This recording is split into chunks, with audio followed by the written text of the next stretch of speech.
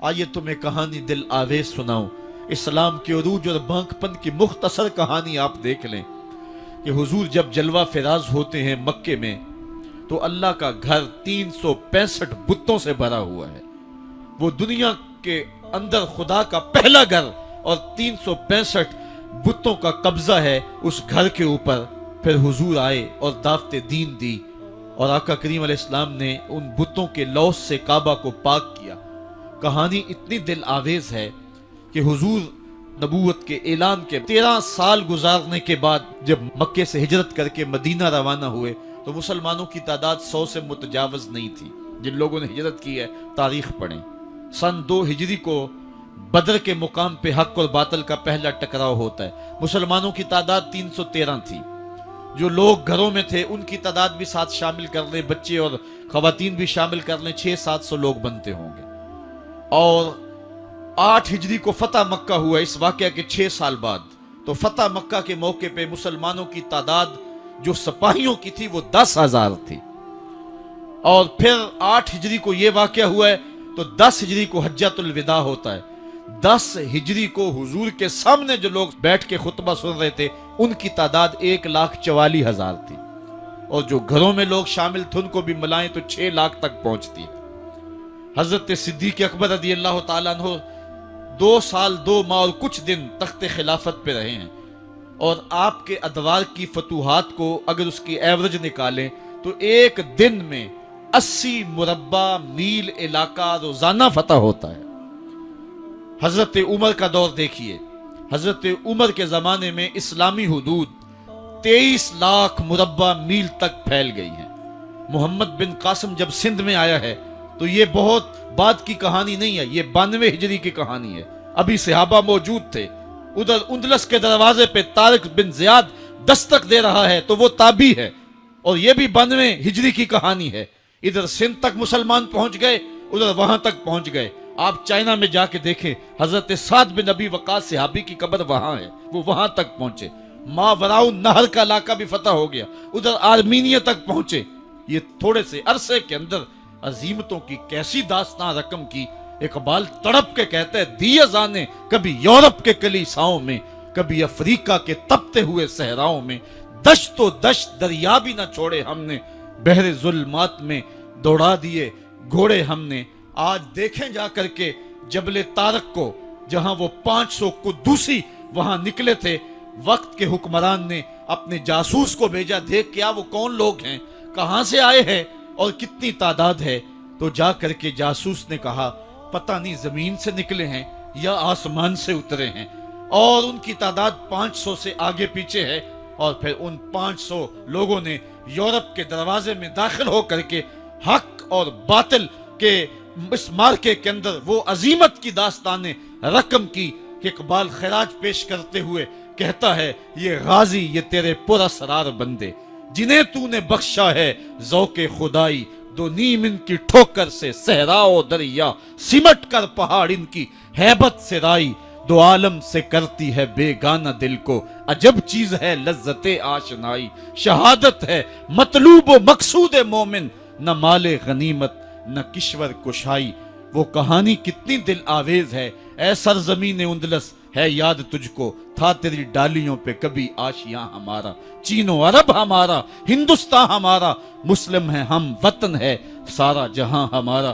پوری دنیا پر اسلام کے پھریرے لہرا رہے ہیں اور اسلام کے جھنڈے لہرا رہے ہیں۔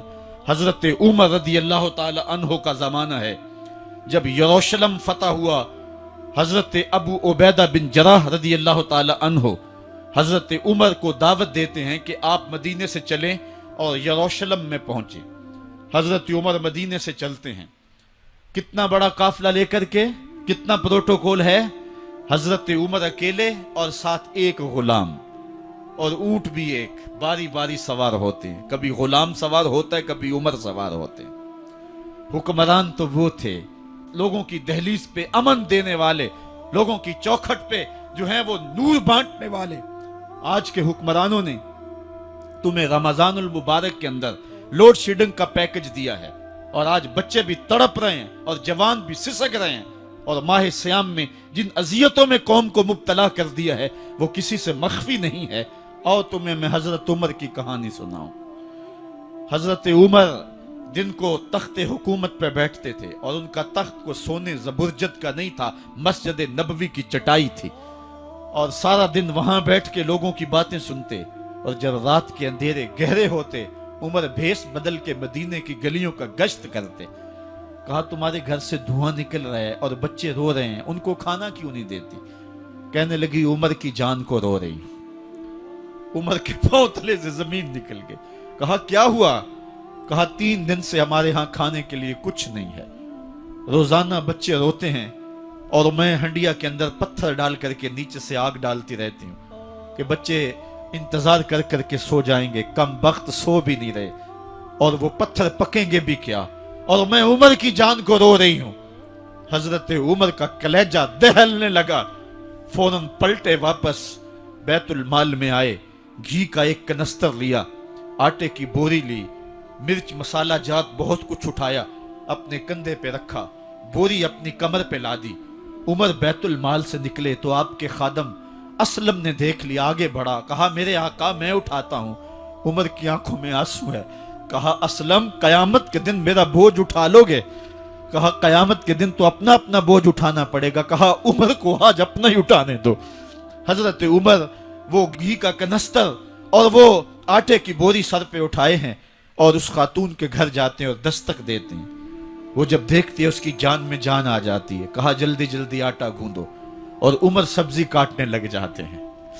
हजरत उमर रदी अल्लाह ताला अन्हो सब्जी तैयार कर देते, उधर आटा गूंद जाता है, और फिर ऊपर चूल्हा रखा जाता है, चूल्हे के अंदर आग रखी जाती है, वो खाना पकाने लगती है, आग बुझती है। तारीख ने लिखा है आग बुझने लगती है, उमर झुक करके फूंके मारता है। उमर झुक झुक के फूंके मारता है। खाना पक गया और बच्चों के सामने खाना रख दिया, बच्चे खा रहे हैं। अब बच्चे रो रो के निढाल हो चुके थे। हजरत उमर अपने हाथों को और अपने घुटनों को और अपने पांव को जमीन पे लगा के, जिस तरह बकरी का बच्चा चलता है वेड़े के अंदर, कभी इधर चलते हैं कभी इधर चलते हैं, ताकि बच्चे मुझे देख के खुश हों और दिल में कहते उमर जितना रुलाया है अब इतना हंसाना भी पड़ेगा। तो कभी उमर अमीरुल मोमिनीन, ये मैं किसी आज के जो है वो लोगों के वोटों पे मुंतखब होने वाले हुक्मरान की कहानी नहीं सुना रहा, मैं उस उमर की कहानी सुना रहा हूं जो 23 लाख मुरब्बा मील का हुक्मरान है, आधी दुनिया का बादशाह है। हजरत उमर जो है जिस तरह बकरी का बच्चा चलता है, इस तरह अपने हाथ और अपने घुटने जमीन पे टेक करके जो है वो इस तरह चलते हैं। बच्चे उमर को देख के मुस्कुराते हैं। जब बच्चे मुस्कुराने लगे तो हजरत उमर ने उस खातून से कहा बुढ़िया उमर को माफ कर दे। उसने कहा तू इतनी हमदर्दी क्यों करता है?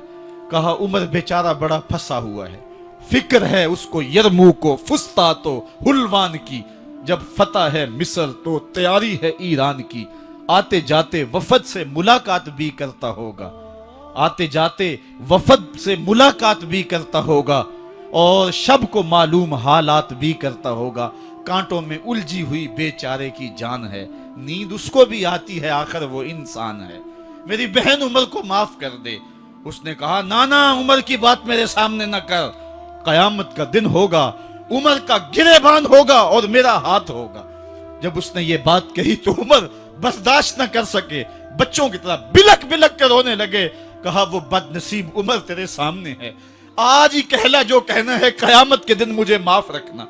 उसने कहा तू उमर है? कहा बदनसीब उमर तेरे सामने खड़ा हूं। मेरे उमर कहते हैं अगर दजला के किनारे एक बकरी का बच्चा भी प्यासा मर गया उसका हिसाब भी उमर से लिया जाएगा। अल्लाह अकबर। मैं इस हजरत उमर की कहानी सुनाने लगा था। हजरत उमर निकले यरूशलेम में, एक ऊंट है एक गुलाम है, कभी वो सवार होता है कभी आप बारी मुकर्रर की है। जब करीब पहुंचे यरूशलेम के तो उमर की बारी नकेल पकड़ने की और गुलाम की बारी ऊपर सवार होने की आ गई। गुलाम ने कहा आका मैं मर्जी से अपनी बारी छोड़ता हूं, आप आ जाएं, दुश्मनों के मफतूहा इलाके में आ रहे हैं, ताजा ताजा इलाका फतह हुआ है, इस्लाम की शान व शौकत जाहिर हो। उमर ने कहा इस्लाम की शान व शौकत ऐसे जाहिर नहीं होती है, अपनी बारी पे तुम बैठोगे, अपनी बारी पे मैं बैठूंगा। लोग मुंतजिर खड़े हैं, دور سے جب دیکھا کہا اس کی ہیبت سے کانپتے تھے ہم، یہ تو کوئی حبشی لگتا ہے، رنگ کالا ہے، ہونٹ موٹے ہیں، اس سے تو زیادہ حسین اس کا غلام ہے جو آگے آگے چل رہا ہے۔ حضرت ابو عبیدہ نے کہا دھوکہ کھا رہے ہو، ہمارا آقا وہ نہیں ہے جو اونٹنی کے اوپر سوار ہے، ہمارا آقا وہ ہے جو لگام تھامے آگے آگے چل رہا ہے۔ حضرت عمر رضی اللہ تعالیٰ عنہ کو آگے بڑھ کے جابیہ کے مقام پہ حضرت ابو عبیدہ بن جراح نے استقبال کیا، تو حضرت عمر آگے بڑھے اور انہوں نے آگے بڑھ کر کے حضرت ابو عبیدہ کے دونوں کندھوں پہ ہاتھ رکھا، اور سنو حضرت عمر نے کیا کہا لا الہ الا اللہ انا کنا اذل قوم فاعزنا اللہ بالاسلام، کہا کہ لا الہ الا اللہ، اے ابو عبیدہ بن جراح، ہم ایک ذلیل قوم تھے اور اللہ نے ہمیں اسلام کی وجہ سے عزت عطا کی ہے۔ اور میں تمہیں ایک تاریخ ساز بات کہنے لگا ہوں، اور وہ یہ ہے کہ جب تک ہم اس عزت والے اسلام کے دامن کو تھامے رہیں گے ہماری عزت قائم رہے گی، اور جب اسلام کے علاوہ کسی اور جگہ سے عزت ڈھونڈیں گے تو رسوا کر کے رکھ دیے جائیں گے۔ یہ ہے وہ خلاصہ جو حضرت عمر نے امتوں کے عروج و زوال کا بیان کیا ہے۔ اس امت کو جو خیرات ملی ہے تخت و تاج کی، وہ پینٹاگون سے نہیں ملی، وہ واشنگٹن سے نہیں ملی، وہ وائٹ ہاؤس سے نہیں ملی، وہ محمد عربی کے جوڑوں کا صدقہ ملی ہے۔ اس لیے جب ہم نے اسلام سے انحراف کیا، پاکستان حاصل کیا گیا تھا، پاکستان کا مطلب کیا؟ لا الہ الا اللہ، ہم نے اس نعرے کو چھوڑ دیا ہوا ہے، ہم نے انحراف کر دیا ہے۔ آج ہماری نظریں مغرب کی طرف لگی ہیں کہ تخت و تاج اس سے نصیب ہوتے ہیں، اور دنیا کے اوپر ہم رسوا ہو کے رہ گئے۔ ہماری پستی، ہماری زبوحالی، ہماری ذلت کا سبب یہ ہے کہ جس جگہ سے ہمیں عزت ملی تھی ہم نے وہ مرکز ہی چھوڑ دیا ہے۔ اس مرکز حیات کو، اس مرکز زندگی کو، اس مرکز عزت کو ہم نے چھوڑ دیا ہے، اور دنیا کے اوپر ہم رسوا ہو رہے ہیں۔ انہی حضرت عمر کی کہانی ہے۔ وادی تہامہ سے گزر رہے تھے کہ بچوں کی طرح بلک بلک کے رونے لگے۔ کہا عمر جوان آدمی ہو اور بچوں کی طرح بلک کے رو رہے ہو؟ کہا تم نہیں جانتے، مجھے بچپن کی کہانی یاد آ گئی۔ کہا کیا کہانی ہے؟ کہا یہی عرض تہامہ تھی، میرے باپ خطاب نے مجھے 5 اونٹ دیے تھے، کہا انہیں لائن میں کھڑا کرو سیدھا۔ میں آگے والا سیدھا کرتا تھا، پیچھے والا ٹیڑھا ہو جاتا، پیچھے والا سیدھا کرتا، آگے والا ٹیڑھا ہو جاتا۔ میرے باپ خطاب نے مجھے بڑا مارا۔ کہا ایک عرب کے بیٹے ہو کہ تم سے 5 اونٹ لائن میں کھڑے نہیں ہوتے؟ کہا ایک زمانہ عمر پہ وہ تھا کہ اس سے 5 اونٹ لائن میں کھڑے نہیں ہوتے تھے، اور آج شرق سے لے کر غرب تک 23 لاکھ مربع میل کی حکمرانی، اور انسان بھی لائن میں کھڑے ہیں۔ یہ محمد عربی کے جوڑوں کا صدقہ نہیں ہے تو اور کیا ہے؟ عمر سے تو 5 اونٹ لائن میں کھڑے نہیں ہوتے تھے۔ تو یہ عزتیں، یہ تخت و تاج، یہ حکومتیں ہمیں حضور کی دہلیز سے ملی ہیں۔ جب ہم نے اس دہلیز کو چھوڑ دیا تو دنیا کے اوپر رسوا ہو گئے اور ذلیل کر کے رکھ دیے گئے۔